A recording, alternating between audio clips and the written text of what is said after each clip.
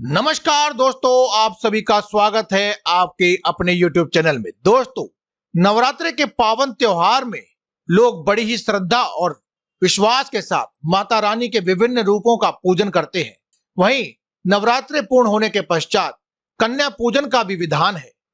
नवरात्रि के दौरान व्रत रखने वाले वक्त अष्टमी या नवमी तिथि को कन्या पूजन करते हैं और कन्याओं को भोजन करवाते हैं। कन्या पूजन की ये परंपरा सदियों से चली आ रही है, लेकिन इसकी शुरुआत पौराणिक समय में हुई थी और आज तक ये परंपरा निभाई जाती है। इस परंपरा के अंतर्गत बहुत से लोग अपनी बहुत सी मनोकामनाओं को पूरा भी करते हैं और इसके लिए बहुत से उपाय भी किए जाते हैं। आज की इस वीडियो में हम भी आपको एक ऐसा ही उपाय बताएंगे जिसे करने से आपकी सभी मनोकामनाएं पूरी हो जाएंगी। नवरात्रि में माता दुर्गा के 9 रूपों की पूजा होती है। पूजन में 9 कन्याओं को ही बुलाने की परंपरा है, जिन्हें माता दुर्गा के 9 रूपों का प्रतीक माना जाता है। इसके साथ ही एक बटुक भी कन्या के साथ ही चाहिए, जो भैरव का रूप माना जाता है।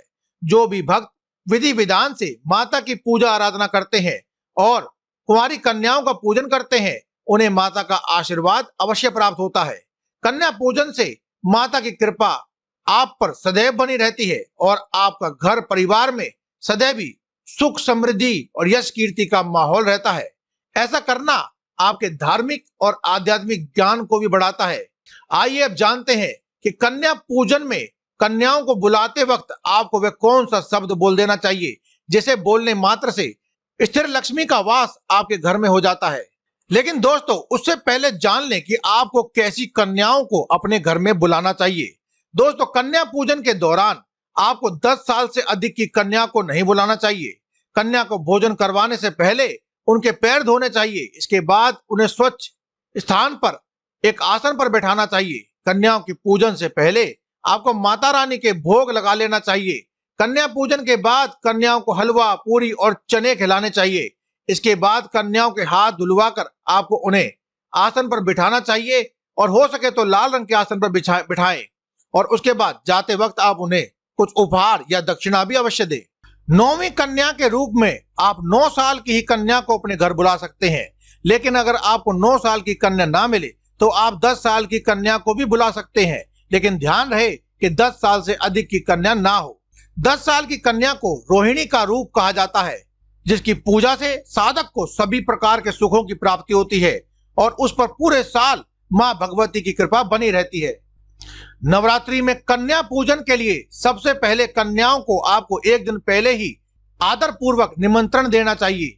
उनके घर में प्रवेश करने पर उनके पैर धोने चाहिए, फिर आसन देकर उन्हें बिठा देना चाहिए और उनके पैर में आलाप लगाना चाहिए। इसके बाद देवी स्वरूप कन्याओं का रोली, चंदन, पुष्प आदि से पूजन करके भगवती का ही रूप मानकर उनको प्रेम पूर्वक पूजा आदि करनी चाहिए और उन्हें खाने के लिए पूड़ी, सब्जी, हलवा आदि अवश्य देना चाहिए। इसके बाद जब भोजन कर लें तो उनके हाथ धुलवाएं और उन्हें फिर से आसन पर विराजमान करके अपने सामर्थ्य के अनुसार उपहार या फिर कुछ दक्षिणा अवश्य दें।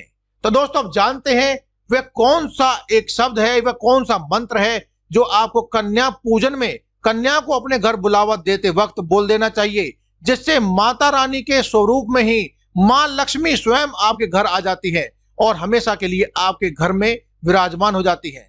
दोस्तों, अगर अभी तक आपने हमारे इस चैनल को सब्सक्राइब नहीं किया है तो आप पहले से सब्सक्राइब भी अवश्य कर ले, क्योंकि हम हर रोज लाते रहते हैं ऐसे ही जबरदस्त वीडियो जिनसे आप अपने जीवन को सुखमय बना सकते हैं और जी सकते हैं एक सुखमय जीवन।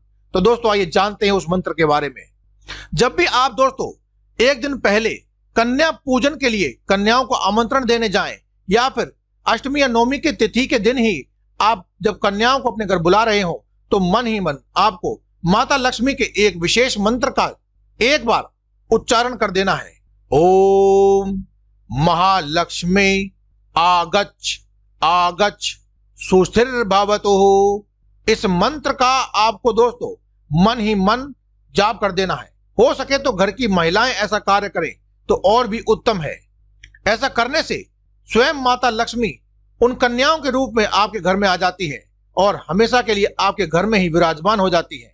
यह मंत्र बोलने के बाद कन्याओं को अपने घर बुलाकर उनका पूजन करने से ऐश्वर्य, भोग और मोक्ष, धर्म, अर्थ, काम, राज्य पद, विद्या, षट कर्म की सिद्धियां, राज्य संपदा, सर्व कार्य सिद्धि की प्राप्ति हो जाती है।